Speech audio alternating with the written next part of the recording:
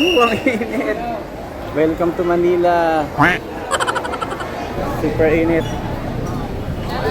So hello sa Guy Fan Squad, ito nga pala yung araw na pauwi na sila nanay yung tatay. Shoutout nga pala kay Maring Che sa pagtulong sa paghatid. Sasamahan ko nga sila dahil kailangan nila ng assistance. At isang pang reason ay susurpresahin ko si mama sa kanyang birthday. Kasama nga ang mga kids at si Mami Aima sa pag-check-in hanggang sa makapasok na kami sa loob. Pangatlong visit na rin pala nila nanay ang tatay dito sa Canada. Mas gusto na rin kasi nilang umuwi sa Pilipinas dahil nga sobrang lamig dito. Ako nga lang makakauwi kaya saglit lang ang bakasyon ko. Pero syempre mas mag-i-enjoy sana ako kapag magkakasama kaming uuwi ng Pinas. Ito kasi mahirap na part yung iiwan mo at magkakalayo kayo ng mga mahal mo sa buhay.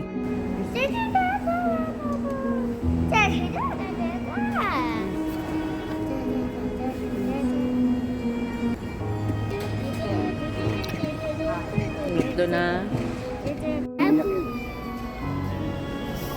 Kaya na rin.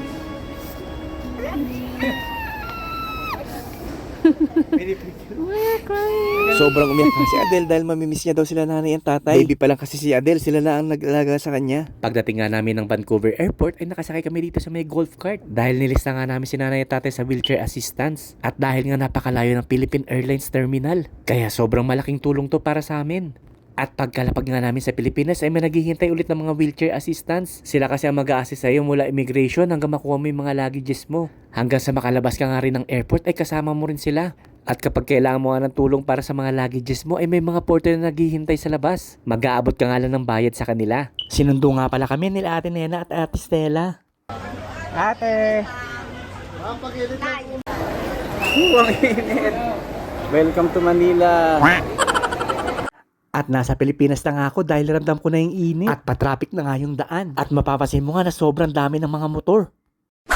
Dahil nga surprise ang uwi ko ay hindi muna ako dumiretso sa bahay. Nag-dinner na muna kami dito sa may Kamayan Tamerlane's Ihawan Grill. Masarap nga daw dito kasi pipili ka ng mga pagkain ipapaihaw mo. Kaya kumuha na kami ng maraming pusit, tilapia at hipon. Meron din mga baboy at gulay na iihawin. Ilan ito?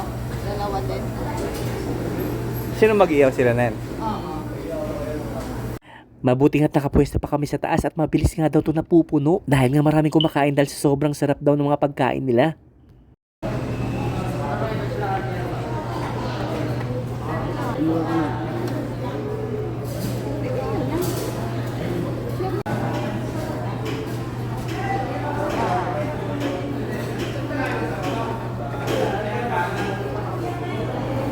So paano guys, kain muna tayo. Nagkamay na nga kaming lahat dahil sobrang sasarap ng ulam. Salamat nga pala sa panonood ng Day 1 Pinas Bakasyon Vlog.